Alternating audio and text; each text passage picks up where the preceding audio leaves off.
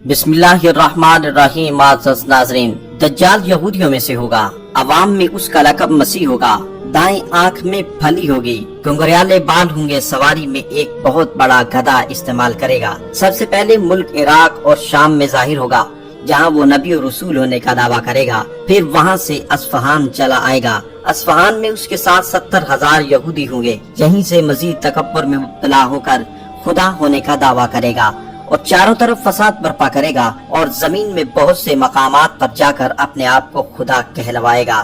اللہ تعالیٰ لوگوں کو آزمائش کے لیے اس سے بڑے بڑے ناممکن اور نادر الوقوع کام کروائے گا۔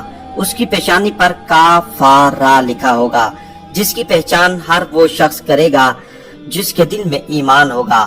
اس کے ساتھ ایک آگ ہوگی جس کو دوزخ تعبیر کرے گا، ایک باغ ہوگا جس کا نام جنت ہوگا۔ اپنے مخالفین کو آگ میں اور اپنے ماننے والوں کو جنت میں ڈالے گا، مگر وہ آگ در حقیقت ایک باغ ہوگی اور باغ در حقیقت آگ کی طرح ہوگا، یعنی اس کا سب کچھ صرف لوگوں کے لیے امتحان ہوگا۔ اس کے پاس کھانے پینے کی چیزوں کا ایک ذخیرہ ہوگا، جس کو چاہے گا اسے خوش کر دے گا۔ جب کوئی فرقہ اس کو رب مان لے گا تو اس کی زمین پر اس کے لیے بارش اور اناج پیدا ہوگا، اس کے درخت پھل دینے لگیں گے، ان کے مویشی موٹے ہو جائیں گے اور دودھ والے جانور دودھ دینے لگیں گے۔ جب کوئی جماعت اسے نہ مانے گی، اس سے بارش، پھل، دودھ جانوروں کا بڑھنا بند کر دے گا۔ اس قسم کی بہت سی تکلیفیں اہل حق کو دے گا، مگر اہل ایمان کا سبحان اللہ، لا الہ الا اللہ پڑھنا ہی اس کے کھانے اور پینے کا کام دے گا، یعنی اہل ایمان بھوکا اور پیاسا رہنا گوارا کر لیں گے، لیکن اس کے دھوکے میں نہ آئیں گے اور صبر کریں گے۔ پھر اللہ اپنے ذکر کی حلاوت ظاہر کرے گا، اہل ایمان ذکر سے ہی سیر ہو جائیں گے۔ امام احمد نے نقل فرمایا ہے کہ اس کے نکلنے سے 2 سال تک پہلے قحط رہ چکا ہوگا، تیسرے سال عین دوران قحط اس میں اس کا ظہور ہوگا۔ زمین کے مدفون خزانے اس کے حکم سے اس کے ساتھ ہو جائیں گے۔ بعض آدمیوں سے کہے گا کہ میں مردہ ماں باپوں کو زندہ کر سکتا ہوں، تاکہ اس قدرت کو دیکھ کر میری خدائی کا یقین کر لو۔ یہ کہہ کر شیطان کو حکم دے گا کہ زمین میں سے اس کے ماں باپوں کی شکل بنا کر نکالو، تاکہ یہ مجھے خدا تسلیم کریں۔ چنانچہ وہ ایسا ہی کریں گے۔ یہ کہہ کر شیاطین کو حکم دے گا کہ زمین میں سے ان کے ماں باپوں کی شکلیں بنا کر نکلو، تاکہ یہ لوگ مجھے خدا تسلیم کر لیں۔ چنانچہ وہ ایسا ہی کریں گے، اور کتنے ہی لوگ اپنے ماں باپ کو سامنے پا کر اس کو سچا مان لیں گے اور گمراہ ہو جائیں گے۔ لیکن جن کے یقین اللہ کی ذات پر ہوں گے، اس نے فرمایا ہے کہ یحیی و یمیت، وہ اللہ ہی زندہ کر سکتا ہے اور وہی مار سکتا ہے۔ فرمایا یوم نحشرہم جمیعا، ہم ہی انہیں قیامت کے دن زندہ کر کے جمع کریں گے۔ جن اہل ایمان نے کتاب سنت کی تعلیم کے مطابق اپنے ایمان کو مضبوط کیا ہوگا، دجال کے بڑے بڑے کارنامے انہیں متاثر نہ کر سکیں گے، اور وہ ایماندار ان کے تمام خلاف عادت کاموں کو شوکہ بازی، شیطانیت اور گمراہی اور جادوگری کا نام دیں گے، بلکہ دیگر نشانیوں سے تعین کر کے کہیں گے کہ یہ دجال ہے، جس کے سب سے بڑے دھوکہ باز ہونے کی گواہی حضرت محمد مصطفیٰ صلی اللہ علیہ وآلہ وسلم پہلے دے چکے ہیں۔ مذکورہ حالات کو دکھاتا ہوا کمزور ایمان والوں کو گمراہ کرتا ہوا بہت سے ممالک میں سے گزر جائے گا، یہاں تک کہ وہ یمن کی سرحد میں پہنچے گا تو 32 لوگوں میں مقبول ہوگا، اور وہ لوگ سب کاموں کو چھوڑ کر اس کے ساتھ ہو جائیں گے۔ صحیح مسلم اور بخاری میں ہے کہ یہاں سے لوٹ کر مکہ مکرمہ کے قریب مقیم ہوگا، لیکن وہاں فرشتوں کی حفاظت مکہ معظمہ کی ذمہ داری کی وجہ سے داخل نہیں ہو سکے گا۔ پھر وہاں سے مدینہ منورہ کا ارادہ کرے گا۔ صحیح بخاری میں کہ اس وقت مدینہ طیبہ کے 7 دروازے ہوں گے، ہر دروازے کی حفاظت کے لیے خداوند کریم 2 فرشتے فرمائے گا، جن کی در سے دجال کی فوج اس شہر نبی میں داخل نہ ہو سکے گی۔ نیز مدینہ منورہ میں زلزلہ آئے گا، جس کی وجہ سے بد عقیدہ منافق لوگ خائف ہو کر شہر نبی علیہ السلام سے نکل جائیں گے اور باہر آ کر دجال کے پھندے میں پھنس جائیں گے، کیونکہ مدینہ طیبہ میں یہ لوگ اللہ اور اس کے رسول کی محبت سے نہیں رہ رہے ہوں گے، بلکہ اپنی دنیاوی اغراض سے وہاں ہوں گے۔ ان کو مدینہ اور صاحب مدینہ کی سنت اور محبت سے کوئی غرض نہ ہوگی، اس وجہ سے انہیں زلزلے کے ذریعے سے اس پاک سرزمین سے نکال دیا جائے گا، کیونکہ بہت سے انسان روپے پیسہ کمانے کی غرض سے وہاں رہتے ہیں، انہیں روزہ رسول پر سلام تک نصیب نہیں ہوتا۔ جب یہ ملعون ارض مقدس مدینہ سے باہر موجود ہوگا، ان دنوں مدینہ میں ایک عالم بزرگ ہوں گے جو اس ملعون کو اپنے علم خداداد سے پہچانیں گے اور اسے لاجواب کرنے اور لوگوں کو حق راہ بتانے کے لیے دجال سے مناظرہ کریں گے۔ چنانچہ مدینہ سے باہر آ کر دجال کی فوج کے قریب آ کر پوچھیں گے دجال کہاں ہے؟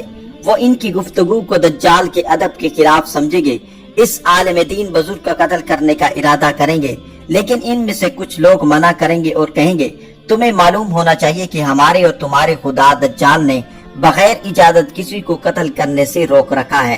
چنانچہ وہ دجال سے جا کر کہیں گے ایک شخص آیا ہے جو بڑا گستاخ ہے، آپ کی خدمت میں حاضر ہونا چاہ رہا ہے۔ دجال ان بزرگ عالم کو اپنے پاس بلائے گا۔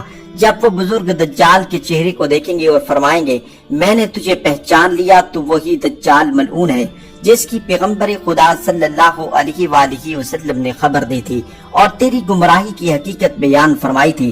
دجال غصے میں آ کر کہے گا اس کو آرے سے چیر دو۔ یہ سن کر اس کے ماننے والے اٹھیں گے، اس بزرگ کو دو ٹکڑے کر ڈالیں گے اور عبرت کے لیے دائیں بائیں ڈال دیں گے۔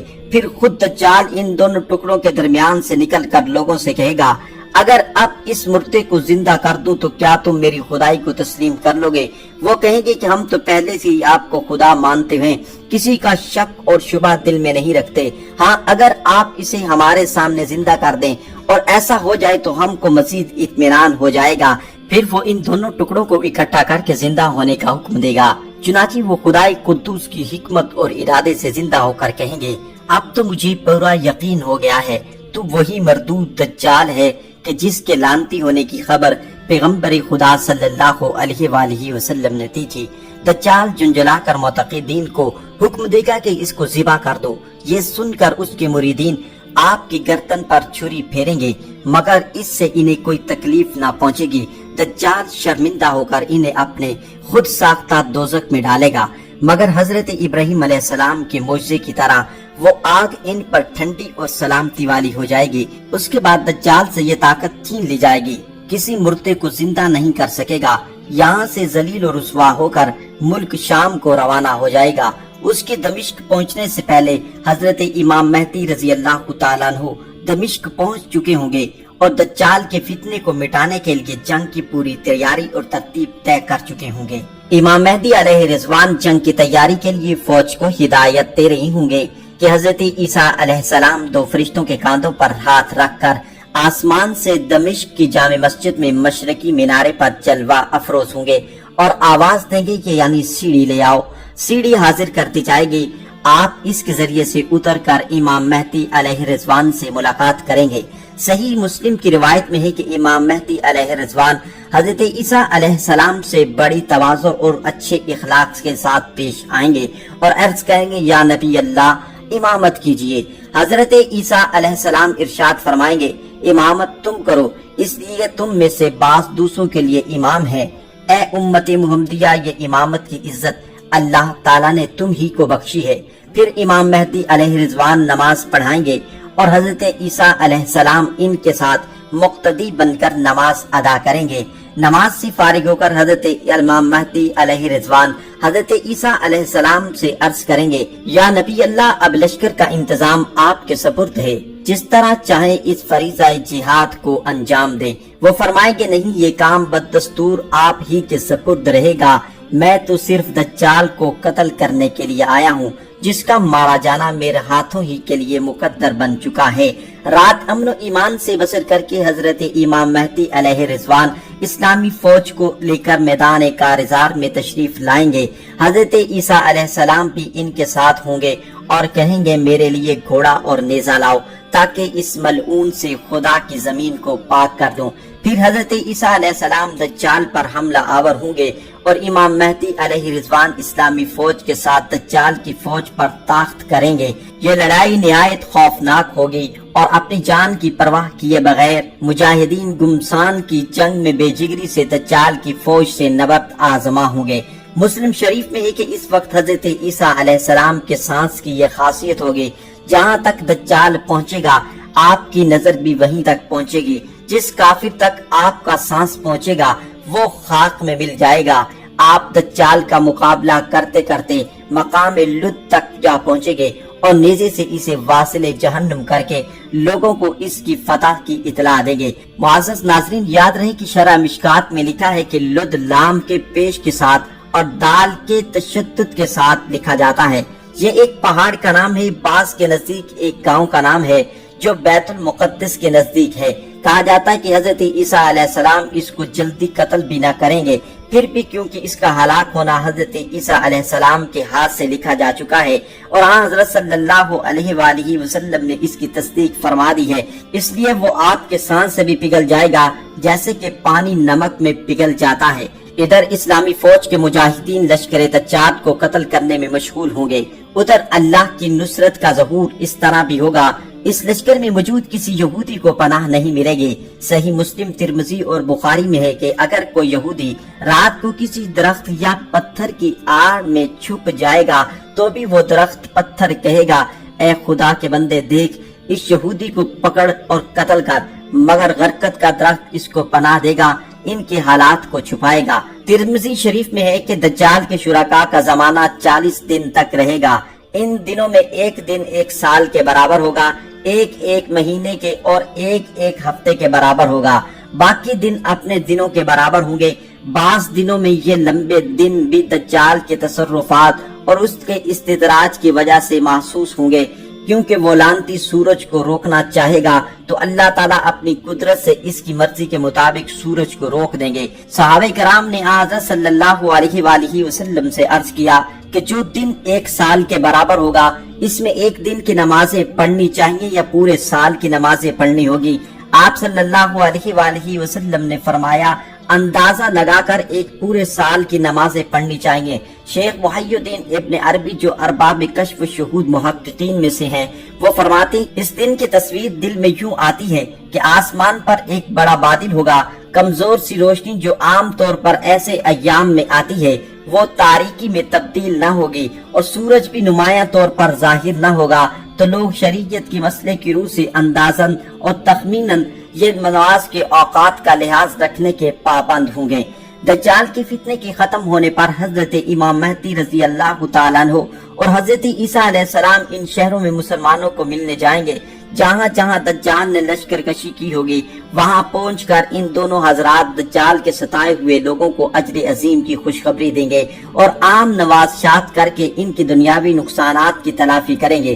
حضرت عیسیٰ علیہ السلام خدمت خلق اور اکرام مسلم کے عمل سے فارغ ہو کر سب سے پہلے قتل خنزیر، شکست صلیب اور کفار سے جزیہ قبول نہ کرنے کے احکامات صادر فرمائیں گے، پھر تمام کفار کو اسلام کی طرف آ جانے کی دعوت دیں گے۔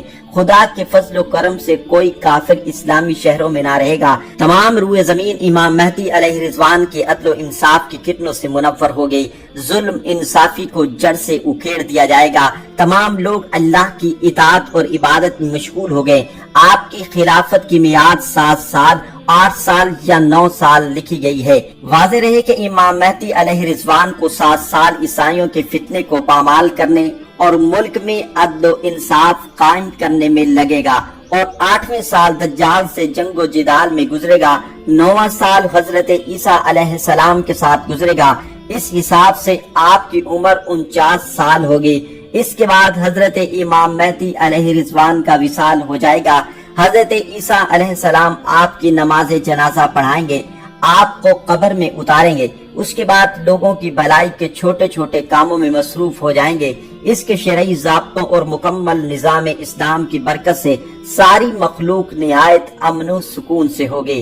معزز ناظرین، آپ سے گزارش ہے کہ ہمیں یہ ضرور بتائیے گا کہ آج کی ویڈیو آپ کو ہماری کیسی لگی، کمنٹ سیشن میں ہمیں ضرور جواب دیجیے گا، اور ہماری ویڈیو کو اپنے دوست احباب کو ضرور شیئر کیجیے گا تاکہ وہ بھی ان معلومات سے استفادہ کر سکیں۔